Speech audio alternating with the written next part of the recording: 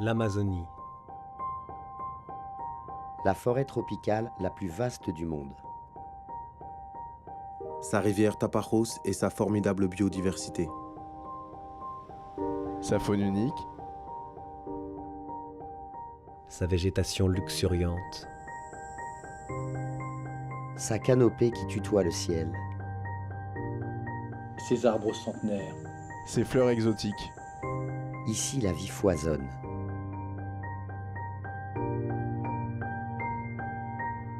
Les jaguars tachetés marchent à pas de velours. Les oiseaux tropicaux aux 1000 couleurs volent de branche en branche.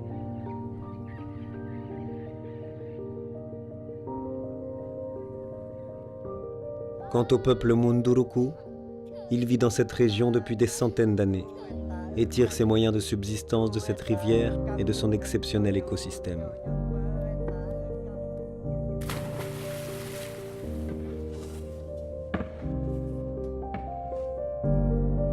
L'Amazonie est Ses barrages.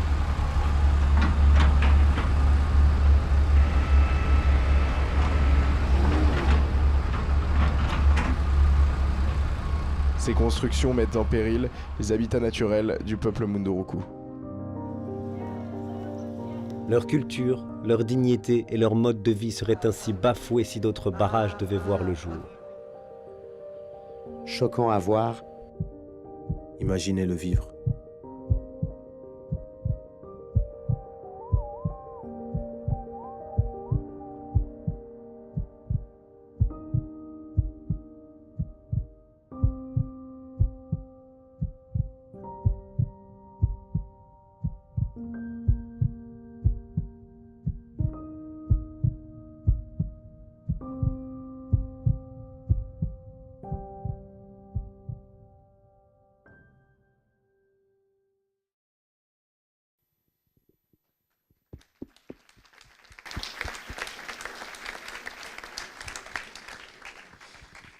Merci, bonsoir à tout le monde. Je me dis qu'en fait tout est dans les films, donc finalement je ne vais faire que répéter ce que vous avez vu dans les films, parce que toute l'action de Greenpeace est là-dedans, toute l'action pour la préservation de la biodiversité est là-dedans. Vous avez vu nos militants en action, vous avez vu notre travail de lobbying et de plaidoyer politique, vous avez vu le travail qu'on fait de mobilisation auprès des communautés locales, de ces populations qui sont, elles, directement touchées. Et vous avez vu finalement ce qui fait le travail depuis 45 ans de Greenpeace sur la préservation des écosystèmes et de la biodiversité, qui est de s'opposer à un certain nombre de pratiques. L'approche biodiversité de Greenpeace est celle-ci, c'est-à-dire que depuis la naissance de Greenpeace, on a essayé de s'opposer à des pratiques industrielles, économiques, militaires parfois, qui avaient un impact sur la biodiversité. Et c'est là qu'est je dirais la spécificité de Greenpeace dans cette action-là. Dès sa naissance, Greenpeace en fait est né d'un combat pour la préservation de la biodiversité. Greenpeace est né en 1971, et en 1971, on est né au Canada, en fait de l'alliance, d'où le nom Green et Peace, de l'alliance en fait de militants écolos canadiens et de militants pacifistes américains qui ne voulaient pas s'engager qui ne voulaient pas faire la guerre du Vietnam et qui franchissaient la frontière pour aller s'abriter au Canada. Et à l'époque, cette bande de joyeux lurons, parce que c'était vraiment ça, Greenpeace au départ en 71, s'est retrouvée sur un combat emblématique commun qui était celui de s'opposer aux essais nucléaires, à l'époque nucléaires militaires, aux essais nucléaires menés par le gouvernement des États-Unis au large de l'Alaska. Et il y avait tout Greenpeace déjà là-dedans, c'est-à-dire qu'on s'opposait à l'utilisation du nucléaire comme arme, donc c'était le côté pacifiste de Greenpeace, préservation de la paix, et on s'opposait à ces essais parce qu'ils avaient un impact certain sur la biodiversité, notamment sur la biodiversité marine. Et Greenpeace est né de ça, et c'est toujours ce qu'est Greenpeace 45 ans après, même si on a évolué, même si les problématiques ne sont plus tout à fait les mêmes, même si le changement climatique est venu s'imposer comme une priorité absolue, alors qu'en 1971, on parlait encore très peu de changement climatique et on n'en mesurait pas toutes les conséquences. Aujourd'hui non plus d'ailleurs, mais en tout cas on a un peu appris là-dessus. Et c'est vrai que Greenpeace n'a cessé depuis 45 ans de s'opposer à ces pratiques-là et d'essayer d'avoir une action qui puisse permettre de limiter la perte de biodiversité, ou en tout cas de protéger autant que possible les écosystèmes. Et on le fait à travers plusieurs modes d'action. C'est ça que vous avez vu dans nos films. Il y a une partie très politique chez Greenpeace, politique au sens de lobbying, de plaidoyer politique. Ça, c'est du travail au long cours. C'est ce qu'on a pu faire, par exemple, avec la protection, la sanctuarisation de l'Antarctique. Et vous avez peut-être vu, il y a quelques semaines à peine, la création de la plus grande réserve marine du monde dans la mer de Ross, au large de l'Antarctique. Et ça, c'est quelque chose... Alors, c'est pas Greenpeace tout seul qui a fait ça, bien sûr, hein, mais c'est un combat qui prend, je crois que ça a dû prendre une trentaine d'années en tout pour parvenir à la création de cette réserve marine. Et ça fait partie du travail de Greenpeace aussi, d'être dans toutes les réunions internationales, les commissions internationales, les instances décisionnaires sur la préservation de ces régions, de ces territoires, où on a un travail d'accompagnement, un travail de lobbying, comme on le dit, de lobbying auprès des responsables politiques, des États, pour dire il faut sanctuariser ces régions-là parce que notre survie, nous, l'humanité qui habitons cette terre, en dépend. Donc on l'a fait avec l'Antarctique, c'est ce qu'on essaie de faire avec l'Arctique aussi. On essaie d'être présent auprès du Conseil de l'Arctique, qui sont l'assemblée des 5 pays qui régentent un peu tout ce qui se passe autour de l'océan Arctique. Et on sait aussi que ce travail qui a démarré plus récemment sur l'Arctique, ça a démarré, nous, notre campagne chez Greenpeace, en tout cas, a démarré en 2012, donc c'est encore tout frais. On sait que c'est un travail au long cours, on sait que c'est un travail qui va nous prendre des années, peut-être plusieurs décennies, mais on sait que c'est un travail indispensable parce que si on parvient à protéger une région entière comme l'océan Arctique, ça aura un impact majeur sur l'ensemble de la biodiversité, des écosystèmes et l'ensemble de la planète. Donc ce travail politique est absolument nécessaire et c'est une partie souvent moins visible parce que participer à des commissions internationales, c'est pas quelque chose qui fait la une des médias ou dont on entend souvent ou facilement parler, mais c'est un travail indispensable qui est mené par Greenpeace. Ensuite, il y a un travail de dialogue. Avant d'en venir et je vais raconter la campagne Petit Navire, mais avant d'en venir là, il y a un travail de dialogue avec les entreprises aussi. Aujourd'hui, beaucoup d'impacts sur la biodiversité sont dus à des pratiques industrielles menées par des entreprises pour produire tout un tas de biens qu'on utilise, nous, par ailleurs, un peu partout sur la planète. Et donc, il y a un travail de dialogue avec les entreprises. C'est-à-dire qu'on essaie autant que possible, nous, chez Greenpeace, on essaie d'influencer le travail des entreprises en amont, le plus en amont possible, avant que ce soit trop tard. Notamment sur les questions de déforestation, on fait tout un travail de conviction des entreprises, de dialogue avec les entreprises pour leur dire mais engagez-vous avant que ce soit trop tard, engagez-vous avant qu'on soit obligé de lancer une campagne publique contre vous aussi, vous avez tout intérêt à vous engager sur ces domaines-là avant que ça pose problème à l'entreprise. Pour citer un seul exemple que j'ai en tête parce qu'il est encore récent, ce dialogue a permis de convaincre une entreprise comme Michelin. Donc Michelin, c'est le plus grand manufacturier de pneus de la planète et donc forcément l'un des plus gros consommateurs de caoutchouc naturel, donc d'EVA sur cette planète, avec tout l'impact qu'on peut imaginer sur la déforestation et donc sur la biodiversité qui est présente dans ces forêts.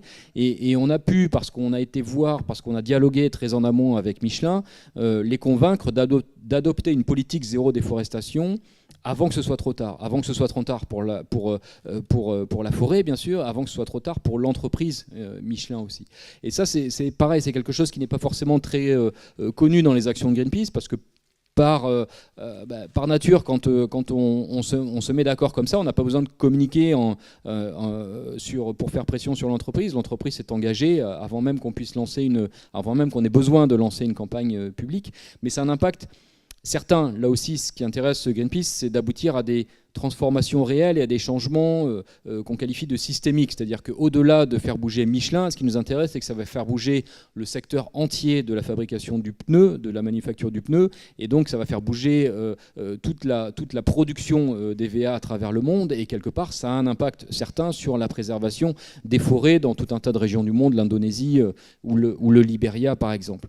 Donc ça, c'est un autre aspect. Et puis, un autre mode d'action, c'est celui que vous avez vu sur la première vidéo, c'est que quand on n'arrive pas à se mettre d'accord avec une entreprise, quand une entreprise continue d'avoir des pratiques qui sont préjudiciables à l'environnement, préjudiciables à la biodiversité, eh bien on rentre dans une phase plus confrontative. C'est là qu'on en est encore aujourd'hui avec Petit Navire. Donc, Petit Navire fait partie d'un grand groupe mondial qui s'appelle Thai Union. Et Thai Union fait partie des quelques groupes qui continuent de pêcher avec des pratiques absolument destructrices de la biodiversité, notamment ce que vous voyez dans le petit film, que sont les DCP, donc ces espèces de radeaux qu'on va mettre à la surface des océans et qui vont attirer tout un tas d'espèces de poissons, pas seulement ceux que les entreprises, que les pêcheurs souhaitent pêcher, mais aussi tout un tas d'autres espèces et qui vont être considérées comme des prises accessoires, le mot est terrible, des prises accessoires qui, dans l'immense majorité des cas, sont finalement rejetées mortes en mer. C'est-à-dire qu'en pêchant des thons, petit navire déjà va pêcher des juvéniles, donc des bébés thons qui n'ont pas eu le temps de se reproduire, mais va aussi pêcher des dauphins, des tortues, des requins et tout un tas d'espèces dont ils n'ont que faire finalement et qu'ils vont rejeter par-dessus bord.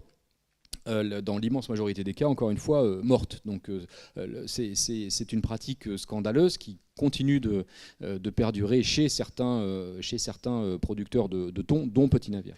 Et donc là, on est dans une phase effectivement où le rôle de Greenpeace est de s'opposer autant que possible, de s'opposer avec nos militants. Donc ça passe par des actions de blocage dans une entreprise de Petit Navire. Là, c'était à Douarnenez en Bretagne.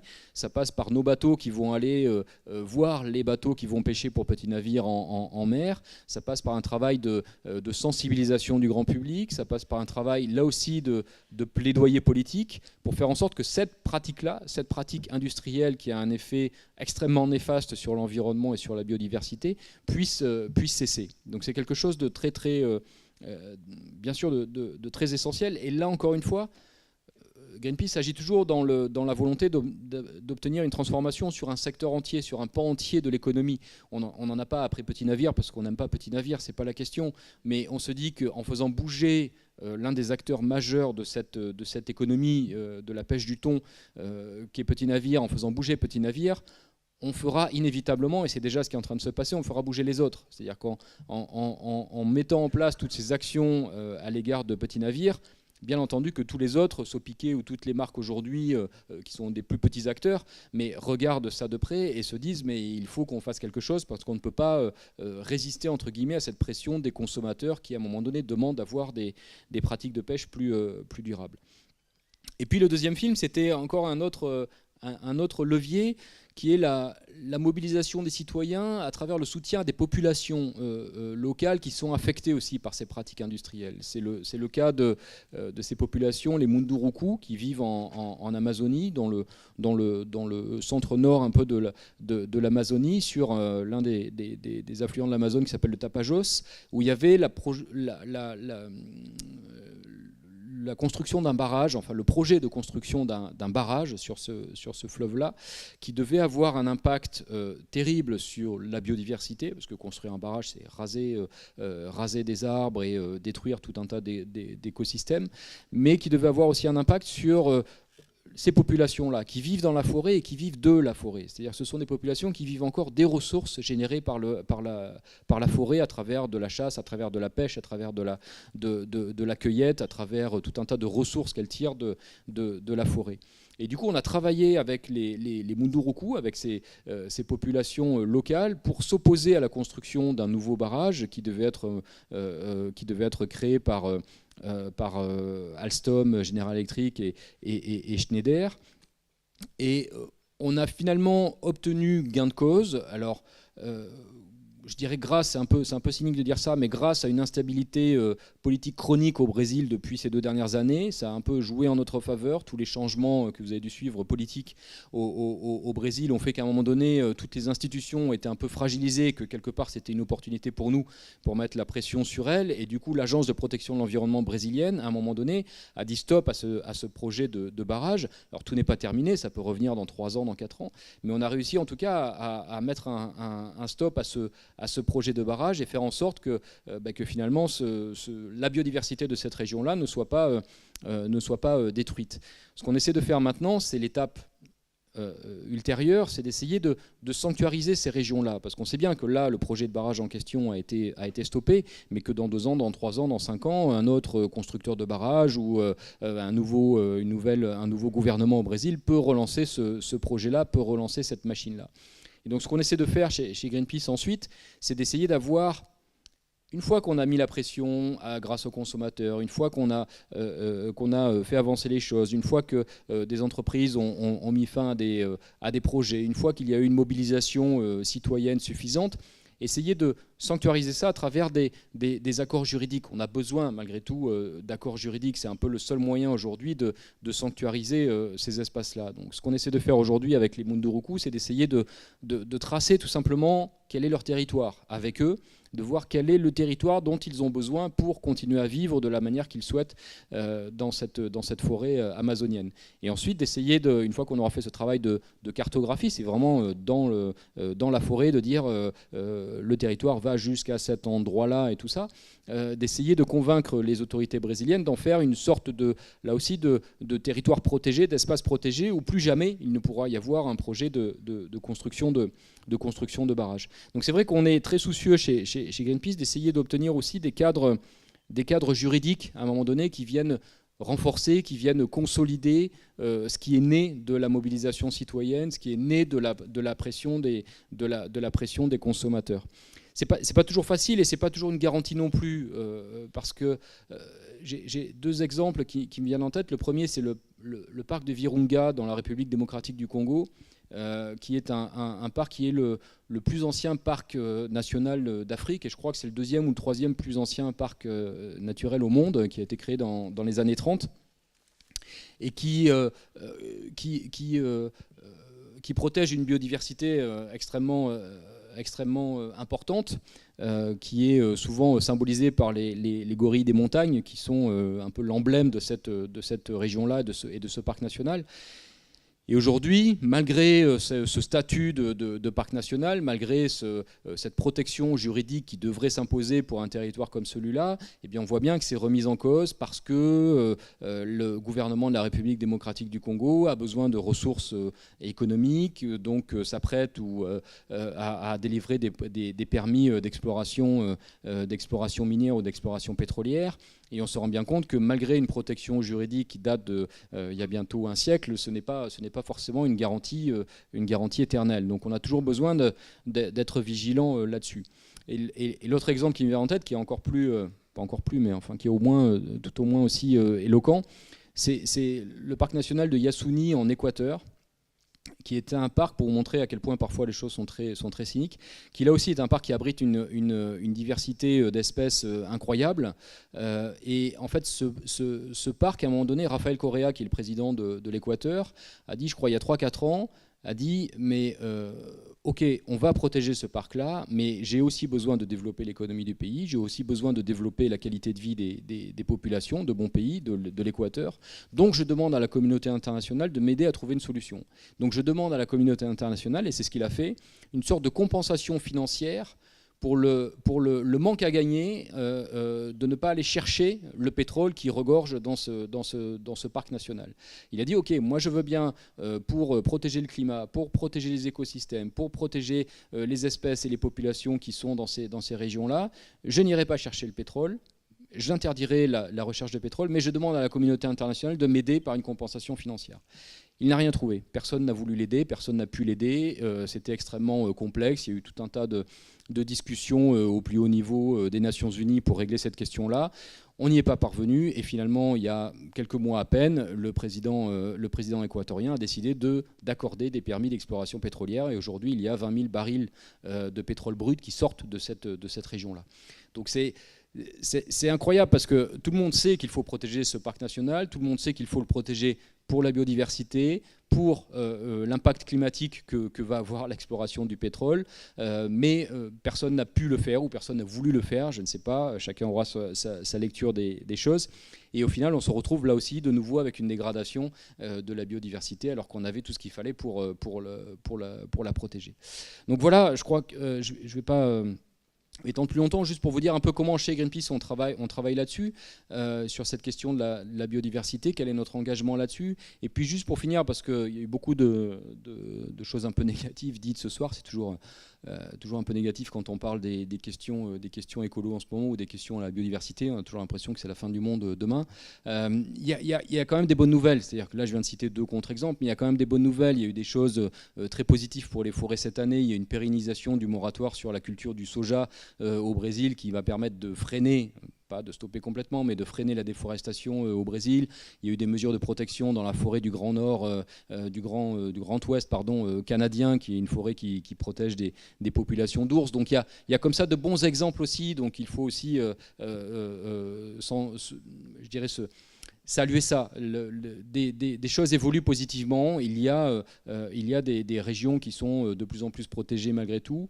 Mais je dirais que ça ne va pas assez vite, bien sûr, ça ne va pas assez vite, et ça ne pourra s'accélérer que si on s'y met tous. C'est-à-dire qu'à un moment donné, ce qui fait qu'on va réussir à enrayer cette perte de la biodiversité, comme on va réussir à enrayer la question du dérèglement climatique, c'est quand tous les efforts sont conjugués. C'est-à-dire qu'il y a d'un côté à la fois la pression des citoyens, la mobilisation des citoyens, je crois moi fondamentalement à ça, et que sans ça on n'arrivera à rien, ça c'est clair, mais que cette pression des citoyens, elle va aussi avec des efforts menés par les responsables politiques, parce qu'on a aussi besoin des responsables politiques pour fournir des cadres juridiques. Ce ne sont pas les citoyens qui peuvent malheureusement, mais définir ces cadres juridiques, qu'on a aussi besoin d'associations pour porter haut et fort ces messages-là, pour porter haut et fort cette sensibilisation, et que c'est au final seulement quand on arrive à conjuguer tous ces efforts qu'on aboutit, et je reviens à ce que je disais au début, qu'on aboutit à une nouvelle qui est quand même assez extraordinaire, qui est celle de cette réserve marine dans la mer de Ross, qui encore une fois est grande comme la moitié de l'Europe, je crois, ou les 2/3 de l'Europe. C'est vraiment quelque chose d'extrêmement important, et ça c'est plutôt une bonne nouvelle. Donc c'est un travail de longue haleine, mais il faut conserver cet engagement, il faut continuer de se mobiliser, et ça finit finalement par porter ses fruits. Donc voilà, ne lâchons rien.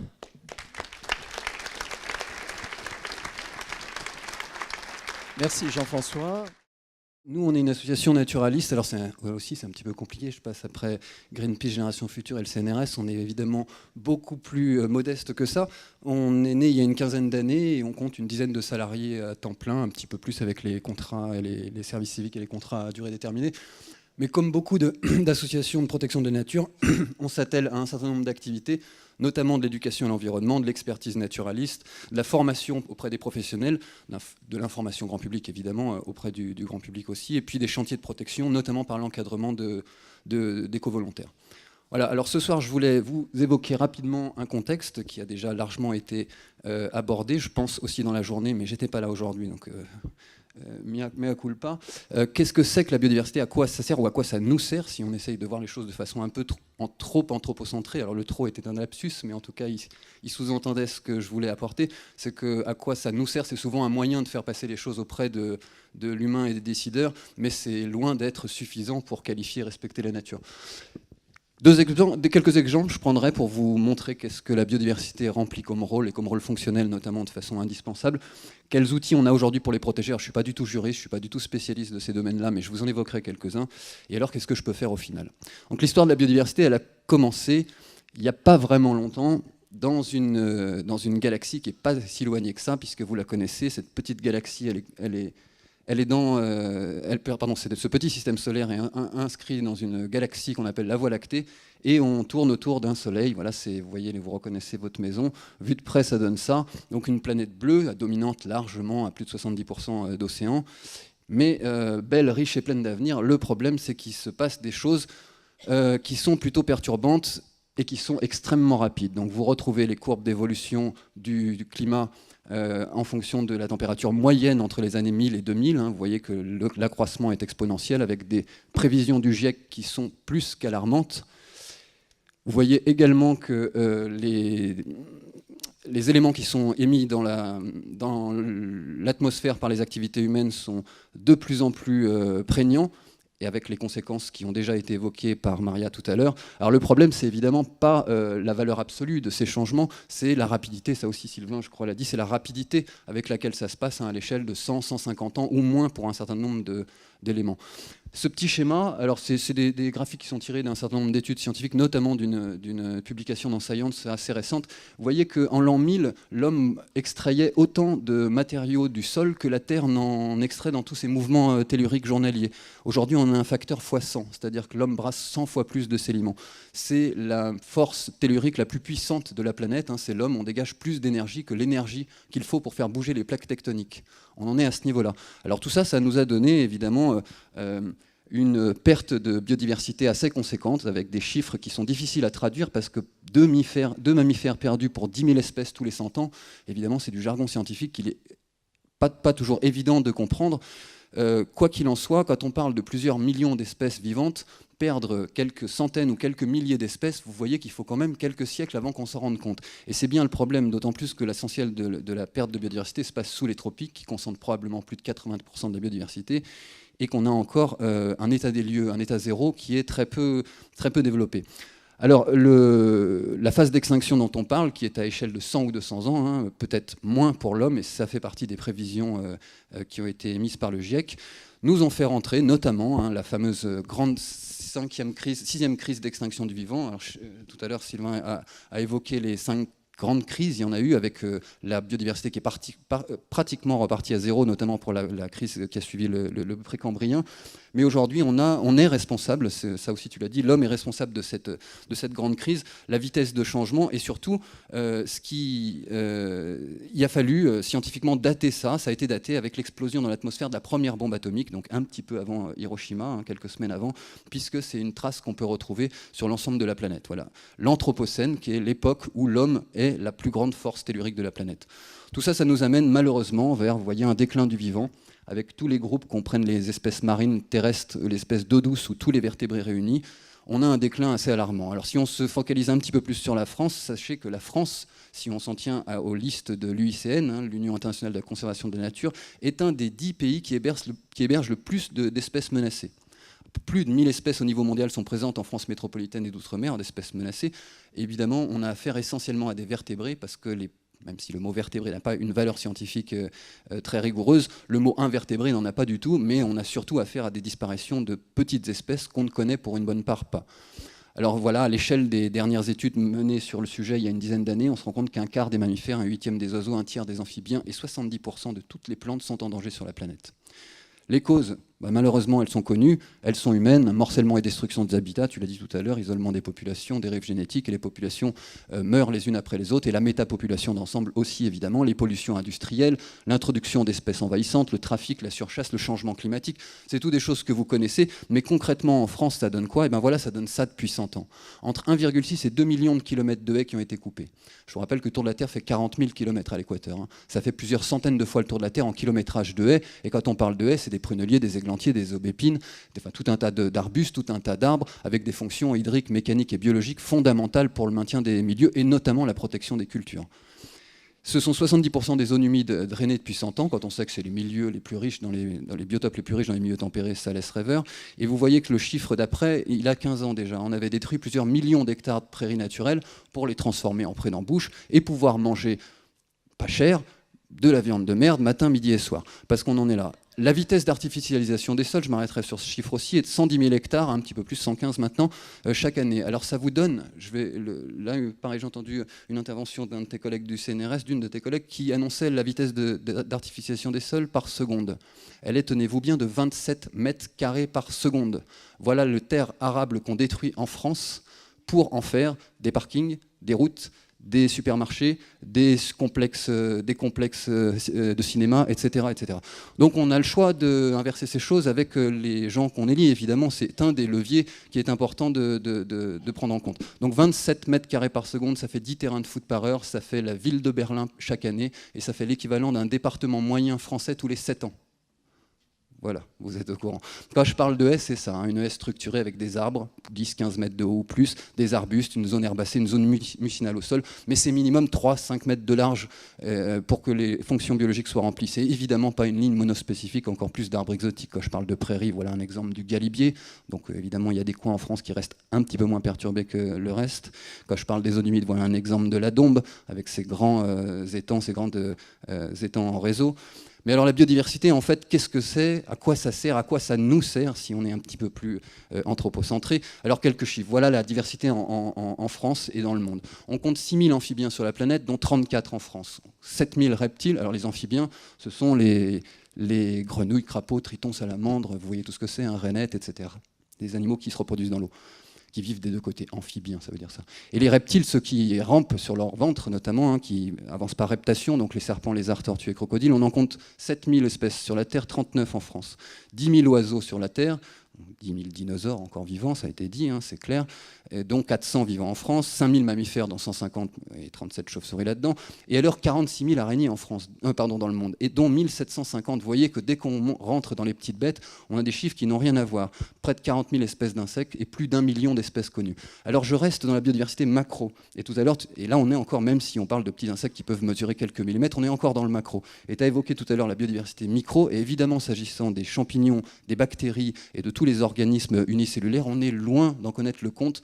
Donc si je vous avais demandé dans un questionnaire comme ça aléatoire, citez-moi 3 êtres vivants ou 3 animaux, très certainement dans les 3 êtres vivants, vous m'auriez donné des animaux, éventuellement une plante et un champignon s'il y a des mycologues, mais si je vous avais demandé des animaux, très certainement vous m'auriez donné des vertébrés et très probablement des oiseaux et des mammifères, alors qu'ils ne sont absolument pas représentatifs de la diversité animale sur la Terre. Voilà, donc 350 000 plantes sur la planète, dont près de 5 000 en France. Elles devraient apparaître, les voilà, et puis tous les petits organismes que j'ai évoqués qui sont évidemment très très peu connus. Et hop, bah oui, je ne peux pas m'attarder, là, moi je m'attarde aux macro-organismes, évidemment, je ne suis pas capable de vous parler des plus petits. Alors c'est quoi la biodiversité? D'un point de vue académique, on l'a définie en 3 composantes, une diversité génétique, on a quelqu'un qui a pu nous en parler ici, une diversité des organismes, là c'est plus le travail des naturalistes qui se couple à la diversité des écosystèmes dans lesquels vivent ces organismes, et puis transversalement, on a la diversité des processus écologiques. Alors ça sert à quoi la biodiversité? Ça sert notamment à remplir un certain nombre de fonctions, puisque cette diversité a induit un certain nombre de milieux, ça a été bien évoqué dans la partie d'évolution tout à l'heure, et ces grands changements qui sont induits par la diversification des animaux induisent un changement du milieu, et c'est des cercles vertueux qui se produisent depuis 3,8 milliards d'années. Alors voilà quelques exemples de services écologiques ou écosystémiques, de services gratuits rendus, parfois c'est comme ça qu'ils sont appelés, même si c'est assez choquant évidemment que c'est gratuit heureusement, bien que la dépollution du sol, de l'air, vous voyez que ça commence à nous coûter de l'argent.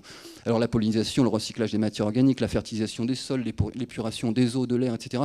Et tout ce qui est lié aussi à l'émotionnel et le bien-être qu'on néglige souvent, parfois, dans cette valeur ajoutée qu'a la biodiversité.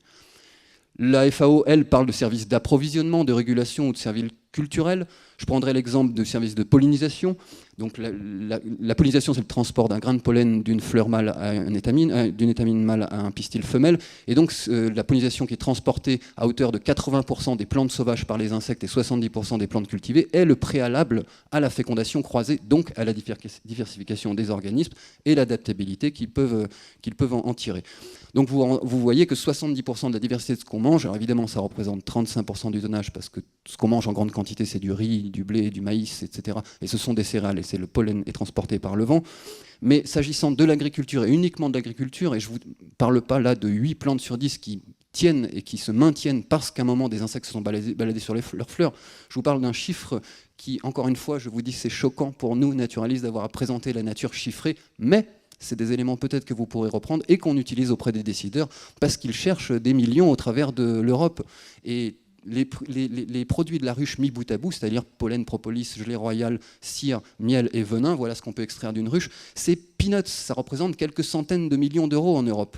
On est un facteur x100, c'est-à-dire quand les paysans ont leurs mains dans les poches et regardent les insectes se balader, ce qui malheureusement pour eux se passe extrêmement rarement, voire jamais, ça leur apporte 14,5 milliards en Europe. 153 milliards à l'échelle de la planète et plus d'1,5 milliard à l'échelle de la France. Alors quand je parle de pollinisation et d'abeilles, c'est de ça. C'est de près de 1000 espèces d'abeilles qui vivent en France. Certaines au printemps, certaines l'été, certaines l'automne. Des jaunes, des rouges, des noirs, des grosses, des petites, des glabres, des poilus. C'est 250 espèces de papillons de jour. C'est 5000 espèces de papillons de nuit. Dont des gros sphinx et des bombix que vous connaissez probablement. C'est des milliers d'espèces de mouches, dont 2 familles sont représentées, là, les cirphes et les taquinaires, qui sont particulièrement intéressantes pour l'agriculture. Mais c'est des milliers d'espèces de coléoptères aussi. Voilà ce que représente la diversité des pollinisateurs. Un autre exemple, la photosynthèse, qui est la production de sucre sous l'influence de l'énergie solaire. Donc je vais sauter cette diapo et vous montrer une petite animation. Voilà une petite feuille de Véronique à feuille de lierre qui est sous le soleil et donc qui bénéficie d'un apport d'eau par ses racines, d'un apport de gaz carbonique dans l'atmosphère. Et tout ça, elle le combine sous l'effet des photons. Elle va le transformer en une molécule de sucre plus de l'oxygène qui va être dégagé dans l'atmosphère. Alors cette réaction chimique s'appelle la photosynthèse. Est-ce que vous avez une idée du nom que porte la réaction inverse, lorsque des organismes sont capables de brûler des sucres en présence d'oxygène et de fabriquer donc de l'eau et de l'oxygène et du gaz carbonique? Ça s'appelle la respiration. Voilà un moyen assez simple et schématique pour vous montrer l'interdépendance qu'il y a entre les animaux et les plantes, en sachant que les archébactéries, les cyanobactéries en tout cas, ont produit de l'oxygène pendant 1 milliard d'années sur la planète, ce qui a permis l'avènement des animaux. Sans plantes, il n'y aurait pas d'animaux. Voilà quelques exemples de plantes, je saute ça parce qu'il y en a beaucoup, 5000 espèces en France, vous imaginez. La vie des sols, je ne m'attarde pas, mais voilà un petit schéma que j'ai récupéré sur Internet qui vous montre un peu la complexité des relations qui existent dans le sol, dans la production des argiles, de l'humus et de toute la faune, la flore et la microfaune, la microflore qui peut parfois être assez fabuleuse en termes de forme et de couleur, qui vit dans le sol et qui assure cette fonction de façon assez efficace. Alors quels outils on a aujourd'hui? Alors une ribambelle de textes qui sont parus à partir de 1976, mais c'est quand même intéressant de voir dans quel contexte elle a été mise en place, cette protection. La loi de la protection des espaces naturels et des paysages, la préservation des espèces animales et végétales, le maintien des équilibres biologiques auxquels ils participent et la protection des ressources naturelles contre toutes les causes de dégradation qui les menacent sont déclarées d'intérêt général. Je crois qu'on s'est planté, ou alors on a oublié de suivre ce qu'on a écrit il y a 40 ans. Parce que si on prend tous les textes qui ont été signés et ratifiés par la France, il est clair que les engagements ne sont pas tenus. On pourrait prendre Bonn, Berne et toutes les directives les unes après les autres. Il est clair que la France, mais pas à la traîne, c'est le cas pour à peu près tous les pays de la planète. Mais bon, la France ne tire pas son épingle du jeu non plus. Alors il y a toutes les grandes lois sur les parcs nationaux, les réserves naturelles, la loi paysage, les lois littorales, mer et forêt, et puis quelques textes qui sont apparus sur la faune et la flore, la loi chasse, la loi pêche.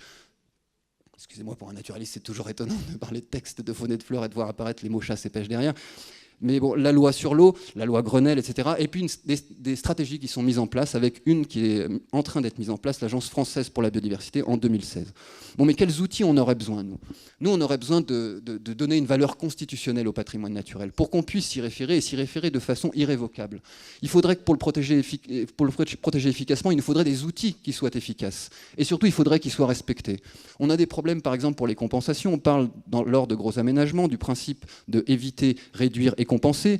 Bon, les deux premiers sont généralement assez vite évacués quand il n'y a pas des lobbyistes qui sont derrière pour leur faire respecter la loi. Mais en termes de compensation, comprenez bien qu'on détruit un milieu et on se dit, tiens, il y avait quoi quand on l'a détruit? Ah, il y avait 5 hectares et 50 km de haies. Bah, pas de problème, on va replanter 5 hectares de prairies ou restituer 5 hectares de prairies et replanter 50 km de haies. Donc on passe de 50 km de haies d'arbres à 20, 30, 40, 50 cm de diamètre à 50 km de haies d'arbres comme ça. Évidemment, en termes de fonctionnalité, de rôle mécanique biologique, ça n'a pas de sens. Donc il faudrait pouvoir prévoir les compensations en amont. Et une fois qu'on a compensé un milieu, on peut se permettre d'aborder un terrain, mais c'est pas comme ça que ça se passe. Et les grands travaux qu'il y a eu ces dernières années et qu'il y a encore, même autour de Lyon, nous montrent évidemment le contraire. Les DUP, les déclarations d'utilité publique, quand on a ça, toutes les lois de la nature sont bafouées allègrement. C'est le cas de la 45, elle passe à travers un arrêté préfectoral de protection de biotopes, 5 ENS, une réserve naturelle, pas de problème. Déclaration d'utilité publique, on peut ravager la nature pour votre intérêt. Voilà. C'est ça qui est quand même important. Alors il est intéressant de pouvoir planifier une stratégie ambitieuse de reconquête de la biodiversité, d'encadrer fermement le cahier des charges des intervenants, parce que si on continue à demander aux mêmes personnes, aux mêmes urbanismes, aux mêmes architectes, aux mêmes ingénieurs de faire les mêmes choses, rien ne changera jamais. Que ce soit le public pour des questions de réduction de coûts, de finances publiques, ou que ce soit le privé pour des questions d'investissement. Comprenez bien qu'investir, ça demande de perdre de l'argent, et donc ils ne vont pas investir si vous ne leur demandez pas de faire autre chose que ce qu'ils ont appris initialement. Et ça, c'est un véritable problème. Je voulais quand même signaler qu'ici, je ne parlais pas de soutenir les intérêts privés de quelques-uns, les intérêts lucratifs, mais bien de protéger le bien commun. Alors pourquoi on en est là ? Ça aussi, ça a été évoqué. Par qui elles sont écrites, ces lois et ces directives ? Par qui elles sont votées ? Et puis les décideurs, est-ce qu'ils ont conscience véritablement de leurs responsabilités? Est-ce qu'ils ont vraiment conscience de la portée de leurs actes et de leurs écrits? Moi, j'en ai vraiment un doute. Quelle formation ont nos décideurs? Quel poids ont les recherches scientifiques par rapport aux lobbyistes? Pour l'agriculture, on a eu une superbe analyse scientifique de 300 pages qui a été dirigée par Xavier Leroux il y a une dizaine d'années. Les conclusions sont nettes, on a des pistes qui sont dessinées, ça a été rangé dans un placard. Ça coûte extrêmement cher de les faire et c'est rangé au placard. Alors en somme, qu'est-ce qu'on peut faire? L'écologie au quotidien, c'est finalement prendre en compte, mais ça veut dire connaître et respecter. C'est utiliser, mais ça veut dire bénéficier l'ensemble des composantes de la biodiversité. L'idée, c'est vraiment de favoriser la diversité en gérant l'habitat et les habitats. Je prendrai 2 exemples pour rejoindre un petit peu Maria, parce qu'il me semble que c'est primordial de s'atteler à l'agriculture et on ne pourra pas changer les choses sans changer l'agriculture. Voilà en 2003 ce que nous disait l'AFSA. Le mode de production biologique en l'AFSA, on n'est pas en train de parler des gens qui sont sur le Larzac avec des cheveux longs et des pattes d'EF, hein. On parle d'institutions nationales là.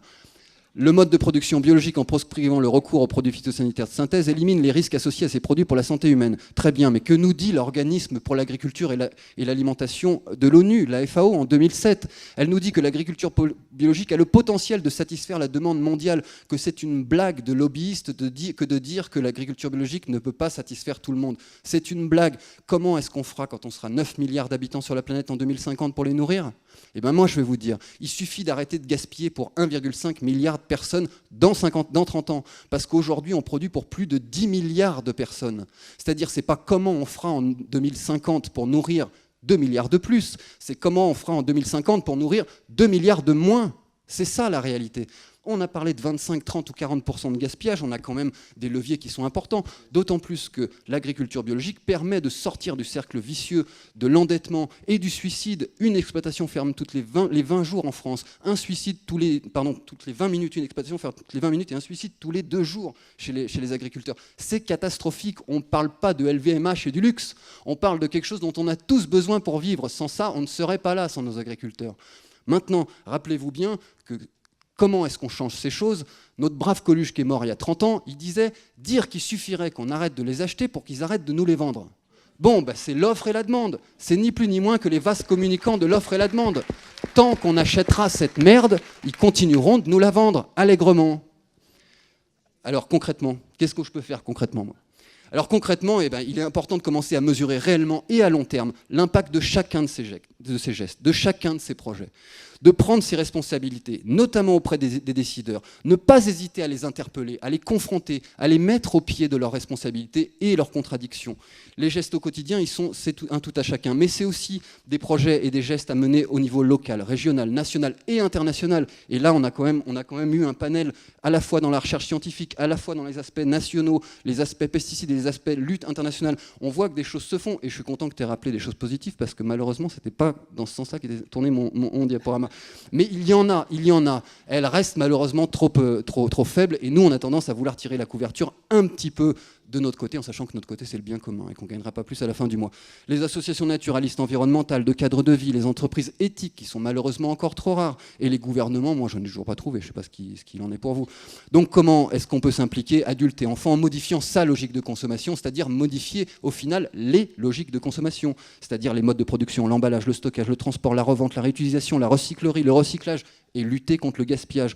Parce que, bien sûr, derrière, il y a eux qui arrivent. Mais on ne peut pas attendre que 20 ou 30 ans qu'ils aient les rênes du pays. On sera mort d'ici là. C'est maintenant qu'il faut faire les choses. Et c'est bien pour ça qu'il y a besoin d'un lobbying actif auprès des personnes âgées, auprès des professionnels, auprès des enfants et auprès du grand public, pour que l'ensemble de la société ait une lecture claire des choses qui sont factuelles et scientifiques aujourd'hui, même si elles peuvent évoluer et que la science peut revenir sur certaines de ses conclusions. Alors moi, je vais conclure avec ça, et j'étais un petit peu plus long que prévu, vous m'excuserez. Il me semble qu'on s'est quand même pas mal éloigné de la nature. Et qui est-ce qui est gagnant au final ? C'est le commerce et le grand désordre mondial. Donc c'est pas nous. Il me semble qu'il est désormais de changer notre vision, notre rapport, et donc le fameux paradigme qu'il existe entre la nature et les humains, de redécouvrir un certain nombre de ces merveilles qui sont cachées. Aujourd'hui, peu d'entre vous sont capables de traduire la nature. Je parle pas de savoir naturaliste, je parle de bon sens paysan, je parle des choses que nos grands-parents et nos arrière-grands-parents dans les campagnes connaissaient tous, par transmission orale, la plupart du temps. Et puis maintenir et augmenter des espaces dans lesquels la nature peut s'exprimer librement. Alors ça veut dire peut-être des zones en réserve, peut-être des zones dans lesquelles les hommes et la nature vont de pair. Il me semble que d'ailleurs ça peut être tout à fait conjugué correctement. Mais surtout, il est important de se sortir de l'interventionnite aiguë dans lequel l'homme est tombé. Ça fait 3,8 milliards d'années que la vie existe sur Terre. Ça fait 2 millions d'années qu'on tient debout. Et nous, on veut faire quoi ? On veut la nettoyer et la maîtriser. Alors, il est temps quand même de prendre un petit peu de recul avec ces choses-là, de retrouver l'humilité qui nous a échappé il y a pas mal de temps, et de laisser là, ou si on est croyant, parce qu'on peut dire que c'est Dieu qui le fait, mais laisser la nature s'exprimer. Et arrêter de toujours vouloir faire les choses, mais les laisser faire. Sachez que là où la main de l'homme n'a même pas mis le pied, la nature est malheureusement mieux avant qu'après, quoi. C'est une évidence. C'est un malheur, mais c'est une évidence. Voilà, et je terminerai avec cette phrase. Il me semble qu'aujourd'hui, au-dessus de tout, c'est la sphère économique, la sphère du boursicotage et la sphère des grandes entreprises. Tant qu'on n'aura pas inversé ce paradigme-là et tant que la biosphère ne sera pas au-dessus, c'est ma phrase d'après, tant que la biosphère ne sera pas au-dessus de tout ça et ne chapeautera pas l'ensemble des décisions, tant qu'il n'y aura pas un gouvernement national, international ou une institution capable de dire non, vous ne pouvez pas faire ça parce que vous nuisez à l'intérêt commun. Et aujourd'hui, c'est évidemment des choses qui sont impossibles. Tant que ces choses-là ne se réaliseront pas, on continuera à aller dans le mur. Et on aura tout un tas de petites actions et tout un tas de gens qui se mobiliseront. Mais on est combien, rien qu'à Brinda, à ne pas être venu assister à ce genre de choses? Malheureusement, on reste une infime partie de la population. L'idée de mon diaporama, c'était de vous donner d'autres arguments, parce que vous en avez certainement plein, d'autres arguments pour continuer votre combat. On parle là de l'extinction de l'espèce humaine à hauteur de 100 ans. Les prévisions du GIEC vont aujourd'hui, tenez-vous bien, si tous les engagements, et le contexte actuel nous dit le contraire, si tous les engagements pris à Paris sont respectés, on a une chance sur 10 d'être à plus 6 degrés en 2100. C'est-à-dire probablement l'extinction de l'espèce humaine. Là, il nous restera l'Antarctique que vous aurez sauvé, qui pourra être habité, mais on sera serré à 7 milliards. Voilà, je parle évidemment de projections qui sont alarmistes, mais c'est quand même ça qu'il faut avoir dans le creux de la tête pour continuer le combat tous les jours, parce que je vous promets que c'est pas facile quand on a ça en tête. Voilà, je vous remercie, excusez-moi d'avoir été trop d'ordre.